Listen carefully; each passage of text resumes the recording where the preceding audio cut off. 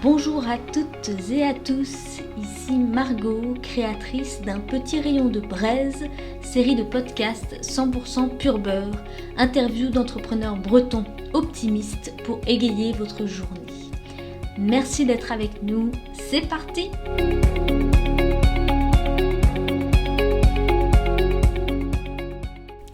Et c'est une passionnée de chocolat que j'ai le plaisir d'interviewer aujourd'hui. Anne-Laure Agniret qui a créé Terre de Fèves, une boutique Bean to Bar, concept unique à Vannes. Il s'agit de fabriquer le chocolat de la fève de cacao jusqu'à la tablette. Dans sa boutique, vous trouverez aussi des noisettes enrobées, de la pâte à tartiner et plein d'autres choses ultra gourmandes. Je ne peux que vous conseiller d'aller visiter sa boutique et la rencontrer. Bien qu'assez timide, elle est très intéressante dans tout ce qu'elle fait et surtout optimiste puisque c'est l'objet de ce podcast. C'est parti!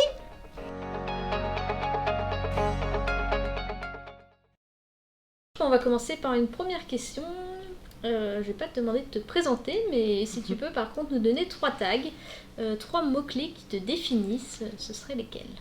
Alors, je dirais gourmande, c'est obligé. Hein.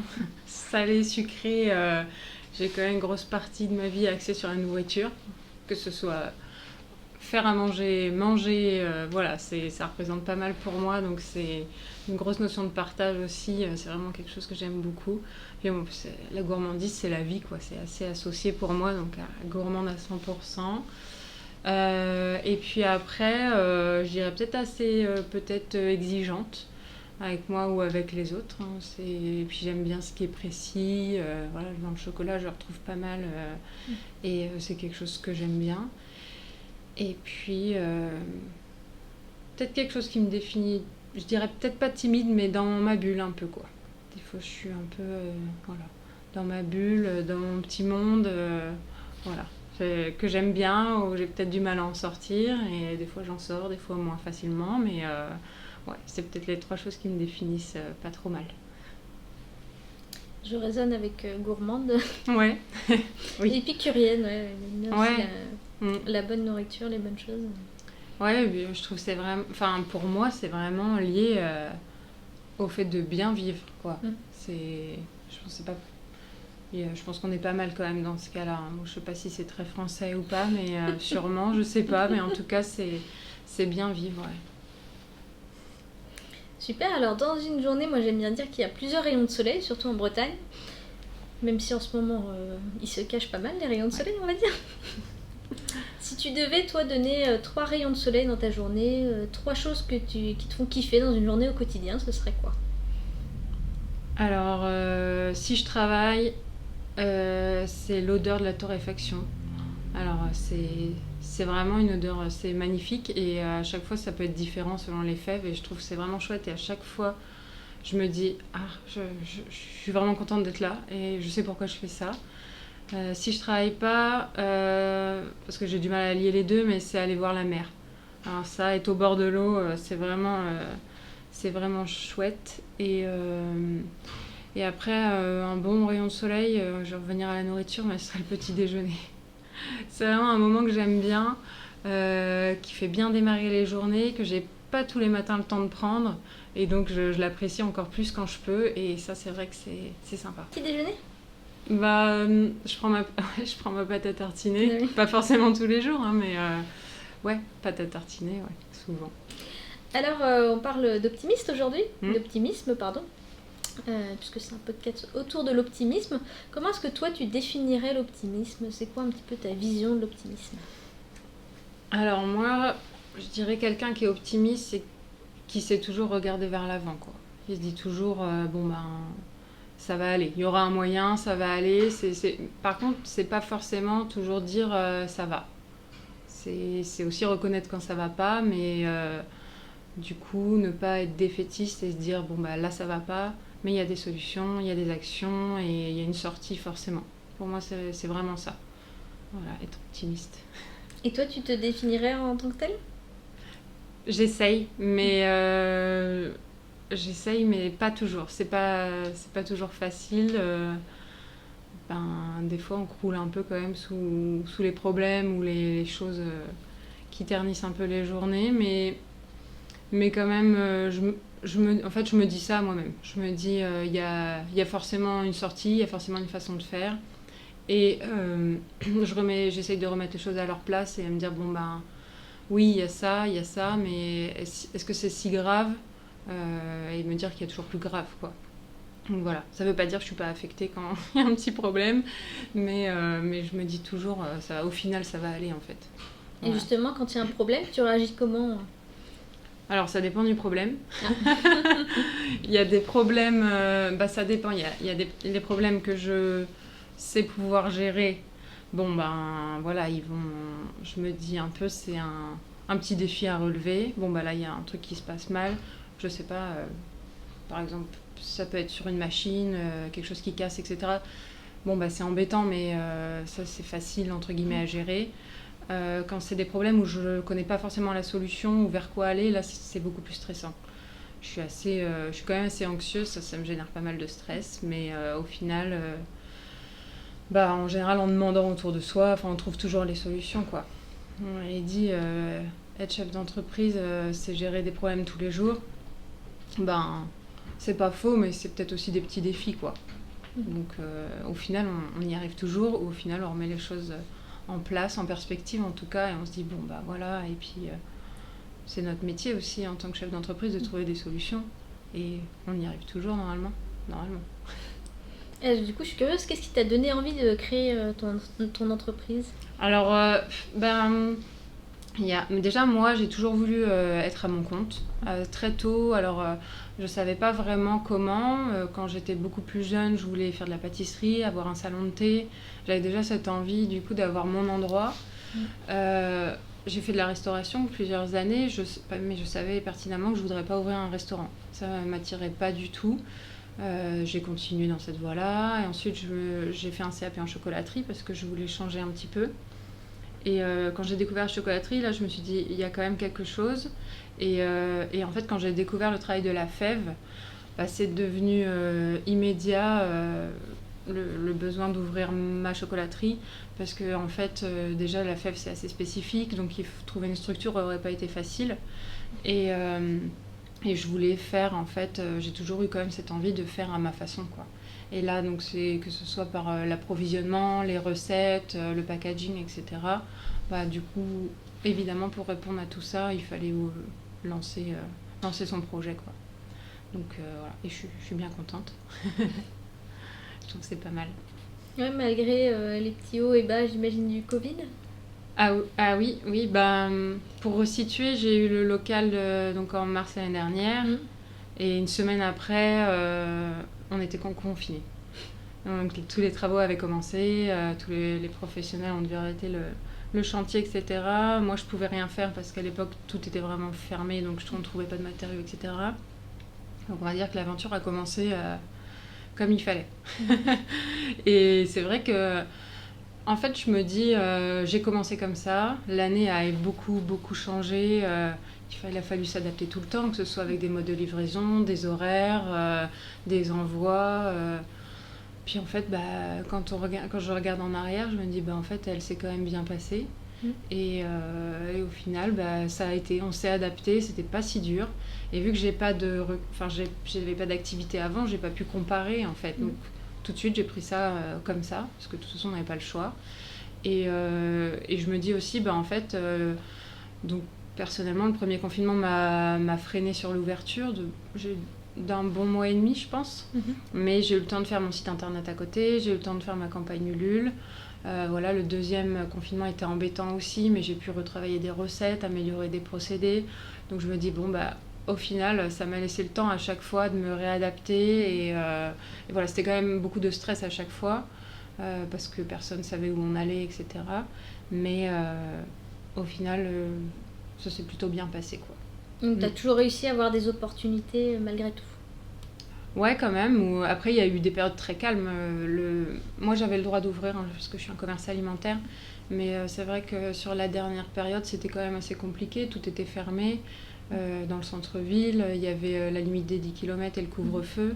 L'activité, elle était vraiment catastrophique. Et moi, j'avais pas d'aide pour autant parce que j'avais le droit d'être ouvert. Donc, bon, C'était pas évident, mais j'avais une montagne d'autres choses à faire, donc j'en ai profité pour faire ça. Et puis, en attendant de pouvoir retrouver une activité normale, donc on s'adapte. Je crois que c'est le maître mot, hein, quand on a une entreprise, c'est s'adapter tout le temps.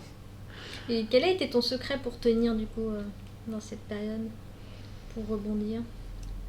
Je sais pas trop si j'avais une recette magique, je crois pas. Mais en tout cas, la chance que j'ai eue par rapport à, par exemple, mon conjoint qui lui était en télétravail, c'était quand même très difficile. C'est que moi, je venais dans mon lieu de travail tous les jours. Je voyais quand même quelques clients parce que voilà, on était ouvert. Donc, je maintenais une activité et j'avais voilà, beaucoup de choses à faire ou des recettes à travailler, des créations à faire. Enfin, je pouvais me consacrer à autre chose en attendant que l'activité reprenne à la normale. Et j'ai bien vu autour de moi que c'était très difficile pour les gens qui devaient travailler de chez eux, qui étaient coupés de tout. Et donc j'ai quand même mesuré ma chance de pouvoir venir dans mon local tous les jours et faire ce que j'aime tous les jours sans être trop restreinte, quoi. Donc ça, je pense qu'on se dit, bon ben, faut attendre, relativiser. Et puis bon, c'est quand même une crise sanitaire, je dirais. Je me dis, il y a quand même des vies en jeu, des gens malades, des gens qui sont décédés. Et il faut remettre ça aussi. Notre activité, évidemment, elle est importante, mais il y a quand même des choses plus graves qui se passaient à côté. Donc, voilà, il faut remettre les priorités à leur place, je trouve. Et en tant que chef d'entreprise, du coup, comme moi je vois aussi l'optimisme comme quelqu'un qui apprend, donc qui voit les apprentissages dans les difficultés, qu'est-ce que tu as appris depuis ta création d'entreprise, du coup ? Je crois que j'ai appris un peu plus à pas paniquer. Parce que je suis assez anxieuse et je suis quand même assez émotive et je mets de l'émotionnel partout.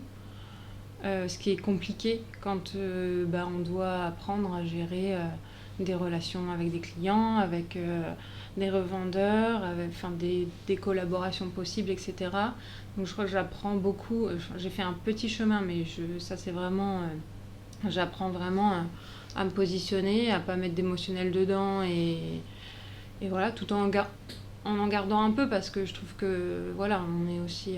c'est ma marque, mon produit, c'est aussi un peu de moi, mais des fois à pas m'impliquer non plus personnellement de trop. Parce que voilà, il y a des gens où on peut rencontrer des gens pour qui c'est juste une transaction par exemple. Donc quand on te donne beaucoup, ça peut surprendre au début. Je me suis fait un peu surprendre quelquefois. Donc je pense que je travaille pas mal là-dessus. Et j'ai appris... j'ai justement tendance à rester pas mal dans ma bulle. J'ai appris quand même que quand on s'ouvre un peu... on progresse déjà beaucoup. Et j'ai la chance d'avoir rencontré d'autres professionnels avec qui on a créé une association, l'association Bean2Bar, et on produit tous de la même façon, on s'entraide beaucoup, etc. Et ça, je me dis oui, ça nous apporte beaucoup à tous. Et donc voilà, ce que j'apprends aussi, c'est à ne pas rester trop isolé. Après, je pense on apprend des tonnes de choses. Je pense que la liste pourrait être très longue. Ça, c'est les principaux en tout cas, que tu retiens. Je trouve, ouais. Et sur le premier, en quoi ça peut être une force ? Est-ce que tu as vu que c'était une force de pouvoir avoir des émotions fortes ou être... Je dirais que c'est mitigé. En fait, je pense que c'est une force quand on sait bien faire la part des choses. Mais en fait, je trouve que je suis assez entière et je trouve que c'est bien et je vois bien quand les gens en face de moi le sont aussi. Mais au début, je pense que je le voyais pas trop et je me disais que les gens en face de moi étaient forcément comme moi. Mais c'est pas forcément le cas. Donc c'est bien quand on sait quand même un peu prendre de la distance, du recul et puis voilà qu'on sait se dire non là l'échange sera pas égal donc c'est juste un autre type d'échange qu'on aura. Voilà, je pense que c'est un peu ça. Mais moi, je souhaite rester comme je suis, mais juste pas forcément, par exemple, tout mettre en jeu tout le temps, quoi. Parce que du coup, on comprend pas quand on n'a pas le même retour, quoi. Voilà, ça c'est... En fait, moi, je viens de la production. Donc en production, je suis dans mon univers, il n'y a aucun problème. Mais c'est vrai que là, depuis depuis que j'ai ouvert, j'apprends de tous les côtés. Donc que ce soit sur le commerce, sur la relation client, les revendeurs, l'administratif, etc. Le management bientôt. Tout ça, c'est nouveau, quoi. Et donc c'est vrai qu'il faut aussi se dire à chaque fois, attention, qu'est-ce que je mets en place, et voilà, et réactualiser et se repositionner, mais en effet pas oublier nos valeurs, comment on est, quoi.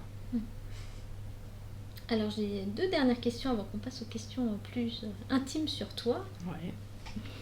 Et la première, c'est est-ce que tu aurais un conseil à donner à des personnes qui seraient un peu moins dans leur assiette, un peu plus déprimées, qui ne verraient pas la situation de façon optimiste? Quel conseil tu leur donnerais pour voir les choses différemment?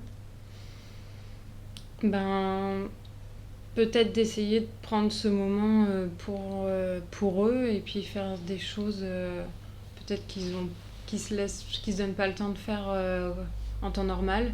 Je sais pas, moi je sais que j'ai essayé d'en profiter comme ça, en me disant avant j'avais pas le temps, plus tard j'aurai pas le temps, qu'est-ce que là je peux faire qui me ferait plaisir, mais et puis de maintenir du lien, si c'est ça qu'il leur faut, qu'ils puissent maintenir du lien avec d'autres façons, quoi. Mais c'est vrai que c'est pas facile, chacun vit la situation vraiment différemment, donc mais bon, moi je pense qu'il y a toujours de l'espoir, et je pense qu'on s'adaptera en fait, quoi qu'il arrive. Et des fois, c'est sûr que ça met un peu de temps, mais on retrouvera tous nos équilibres, je pense, même s'ils seront sûrement différents de ce qu'ils étaient avant.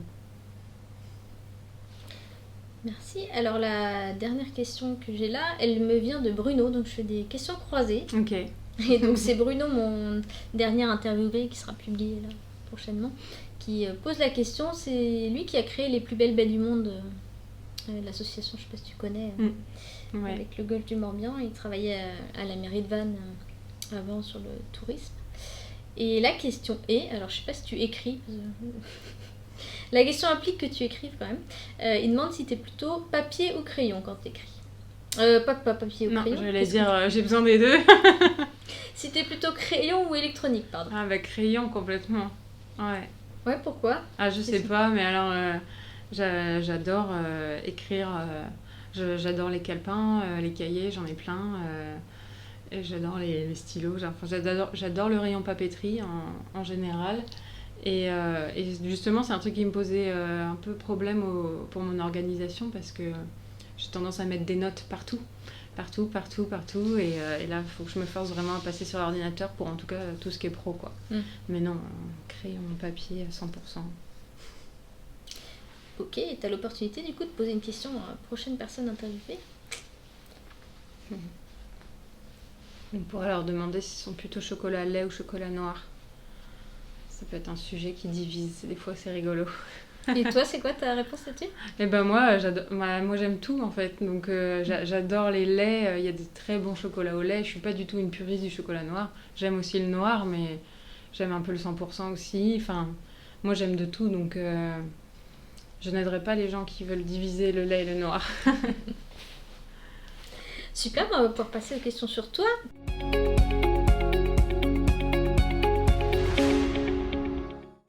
Première question. La Bretagne et toi en un mot.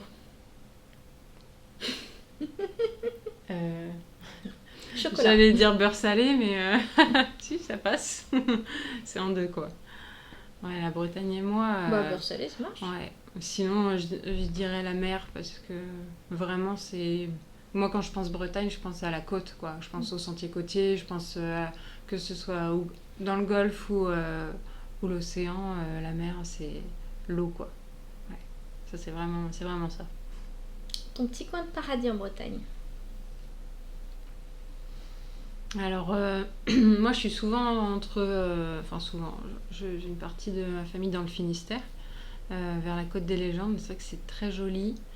Mais sinon, par ici, j'aime beaucoup aller sur l'île Berdère. Ça, je trouve ça vraiment chouette quand on a la chance d'être raccord avec la marée. Ça, c'est vraiment un coin qui est chouette. Plutôt Phare Breton ou Queen Amman? Queen Amman.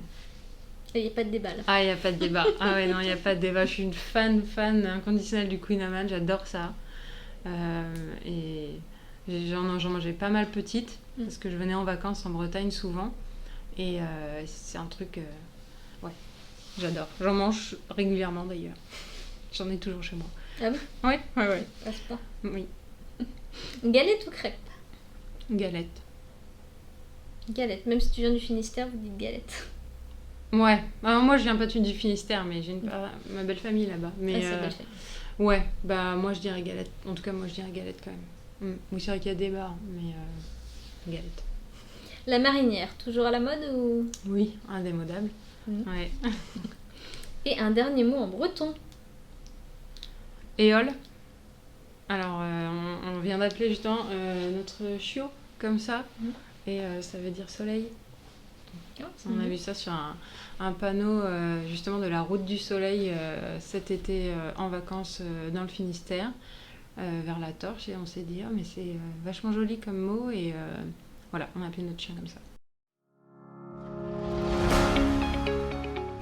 Merci Anne-Laure de nous avoir partagé tous ces conseils, enseignements et ta façon de voir la vie. C'était très très riche.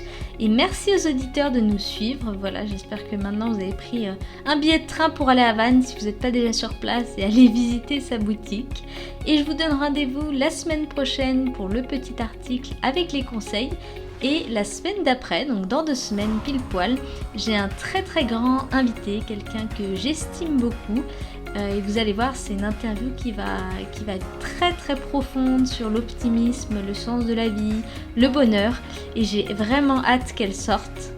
Voilà, ça va être assez incroyable. Je suis assez émue par rapport à ça. Donc j'espère que ça va vous plaire autant qu'à moi. Et donc à dans 2 semaines. Belle journée.